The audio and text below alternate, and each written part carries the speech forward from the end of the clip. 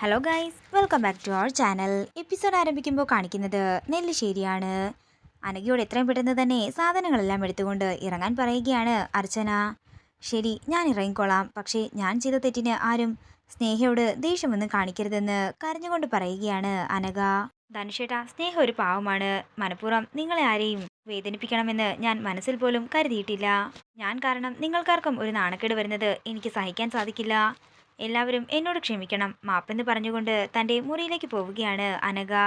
പിന്നീട് കാണിക്കുന്നത് മുറിയിലേക്ക് ചെന്ന് പൊട്ടിക്കരയുന്ന അനഘയാണ്. അതേസമയം ആതിര അങ്ങോട്ടേക്ക് ചെല്ലുകയും നിന്റെ അഭിനയമൊക്കെ മതിയെന്നും എത്രയും പെട്ടെന്ന് സാധനങ്ങൾ എടുത്തുകൊണ്ട് ഇറങ്ങാൻ നോക്കാനും ആതിര പറയുന്നു. തുടർന്ന് ബാഗ് എടുത്ത് തൻ്റെ സാധനങ്ങളെല്ലാം പാക്ക് ചെയ്യുന്ന അനഘയാണ് കാണിക്കുന്നത്. അനഘ ബാഗിൽ സാധനങ്ങളെല്ലാം എടുത്തു വെച്ച് കഴിയുമ്പോൾ ഇനി എന്തിനാ കാത്തു നിൽക്കുന്നത്, വേഗം തന്നെ ഇറങ്ങാനായി ആതിര പറയുന്നു. അങ്ങനെ അനഘ തൻ്റെ ബാഗും കൊണ്ട് താഴേക്ക് വരുമ്പോൾ ആകെ വിഷമത്തോടെ നിൽക്കുന്ന സ്നേഹയാണ് കാണിക്കുന്നത്. സന്ദീപെ, എന്നോട് ക്ഷമിക്കണം, അറിയാതെ ഒരു തെറ്റ് പറ്റിപ്പോയതാണെന്ന് അനഘ പറയുന്നു. അർച്ചനേട്ടത്തി, ഞാൻ പോവുക, ആരെയും ശല്യപ്പെടുത്താനായിട്ട് ഇനി ഞാൻ വരില്ല എന്ന് പറഞ്ഞുകൊണ്ട് അനഘ ഇറങ്ങാനൊരുങ്ങുമ്പോൾ അർച്ചന പറയുകയാണ്, നിൽക്ക്, നിനക്കെന്താ അച്ഛനോട് യാത്ര പറയണ്ടേ? അച്ഛനോട് പറഞ്ഞിട്ട് നീ പോയാൽ മതി. അങ്ങനെ എല്ലാവരുടെയും മുഖത്ത് കരിവാരി തേച്ച് പോയാൽ ശരിയാകില്ലല്ലോ. അച്ഛൻ തരുന്നത് കൂടി വാങ്ങിച്ചിട്ട് നീ പോയാൽ മതിയെന്ന് അർച്ചന പറയുമ്പോഴേക്കും സേതുമാധവൻ അങ്ങോട്ടേക്ക് എത്തുകയാണ്. തുടർന്ന് സെറ്റിയിലേക്ക് ഇരുന്നു കൊണ്ട് സേതു ചോദിക്കുകയാണ്, ശിക്ഷ വിധിച്ചു കഴിഞ്ഞോ? അർച്ചന എന്നോട് വിവരങ്ങളെല്ലാം വിളിച്ചു പറഞ്ഞിരുന്നു. എന്താ നിങ്ങളുടെ തീരുമാനം?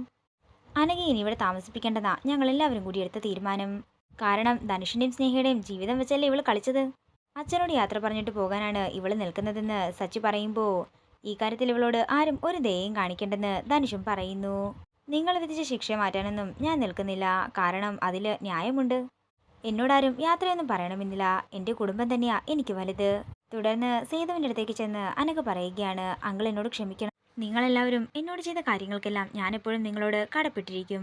പക്ഷേ ഞാൻ കാരണം നിങ്ങളാരും നാണം കെടാൻ ഞാൻ ഇവിടെ നിൽക്കില്ല. ഞാൻ പോയിക്കോളാം, അങ്കിളിനെ വെറുക്കരുതെന്ന് പറഞ്ഞ് സേതുവിൻ്റെ കാലിൽ വീണുകൊണ്ട് പൊട്ടിക്കരയുകയാണ് അനഘ. പെട്ടെന്ന് തന്നെ എല്ലാവരും ചിരിച്ചുകൊണ്ട് കൈ കൊട്ടുന്നതാണ് കാണിക്കുന്നത്. എന്താ സംഭവമെന്ന് മനസ്സിലാകാതെ എല്ലാവരെയും അമ്പരപ്പോടെ നോക്കുകയാണ് അനഘ.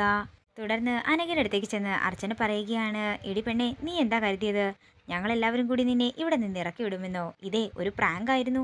ഇത്രയും നാളും ഈ പ്രേമം നീ ഞങ്ങളോട് എല്ലാവരോടും ഒളിപ്പിച്ചു വെച്ചതിനെ നിനക്കുള്ളൊരു മുട്ടൻ പണിയായിരുന്നു ഇതെന്ന് സേതുവും പറയുന്നു. തുടർന്ന് ആതിര പറയുകയാണ്, എൻ്റെ പൊന്നുമോളെ, ഞാൻ നിന്നോട് എന്തൊക്കെയോ പറഞ്ഞു. സോറി മുത്തേ, ഒന്നും മനസ്സിൽ വെച്ചേക്കല്ലേ, ഇതൊക്കെ ഒരു പ്രാങ്ക് അല്ലായിരുന്നു. അച്ഛൻ വന്നിട്ട് ഇത് പൊളിക്കാമെന്ന് പറഞ്ഞുകൊണ്ടാ ഞങ്ങൾ ഇത്രയും നേരം പിടിച്ചു നിന്നത്. ഹരീഷ് നീയാണെന്ന് വിചാരിച്ചേ ഇവളെ വിളിച്ചാണ് ഉമ്മ ചോദിച്ചത്. അതിൻ്റെ പേരിൽ ഞാനും ഇവളും തമ്മി വലിയ പ്രശ്നമായിരുന്നു. അത് കഴിഞ്ഞാണ് നിന്നെ പ്രാങ്ക് ചെയ്യാമെന്ന് ഞങ്ങൾ എല്ലാവരും കൂടി തീരുമാനിച്ചത് തന്നെ. എന്താ പയ്യൻ്റെ ജോലിയെന്ന് സച്ചി ചോദിക്കുമ്പോൾ പാട്ടുകാരനാണെന്ന് അനഘ പറയുന്നു. ധനുഷെ, നീ ഇന്ന് തന്നെ അവരെ വിളിച്ച് എത്രയും പെട്ടെന്ന് തന്നെ അവൻ്റെ അമ്മയും ചേച്ചിയും കൊണ്ട് കാണാൻ വരാൻ പറ. പിന്നെ ഇങ്ങോട്ടേക്ക് വരണ്ട, നമ്മുടെ റിസോർട്ടിലേക്ക് വരാൻ പറഞ്ഞാൽ മതിയെന്ന് സേതു പറയുമ്പോൾ പെണ്ണ് കാണലാണോ എന്ന് ചോദിച്ചുകൊണ്ട് നാണത്തോടെ നിൽക്കുകയാണ് അനഘ. പെണ്ണ് കാണലല്ല, ചെറുക്കം കാണില്ല, ആദ്യം ഞങ്ങൾ കണ്ട് ഇഷ്ടപ്പെട്ടോന്ന് നോക്കട്ടെ, എന്നിട്ട് മതി ബാക്കി കാര്യങ്ങളെന്ന് അർച്ചനയും പറയുന്നു. അതേസമയം വൃന്ദാവനത്തിൽ നിന്നും അനൂപ് സേതുവിൻ്റെ ഫോണിലേക്ക് വിളിക്കുകയാണ്. അവരെല്ലാവരും കൂടി ഇങ്ങോട്ടേക്ക് വരുന്നുണ്ടെന്ന് പറയാനാണ് വിളിച്ചത്.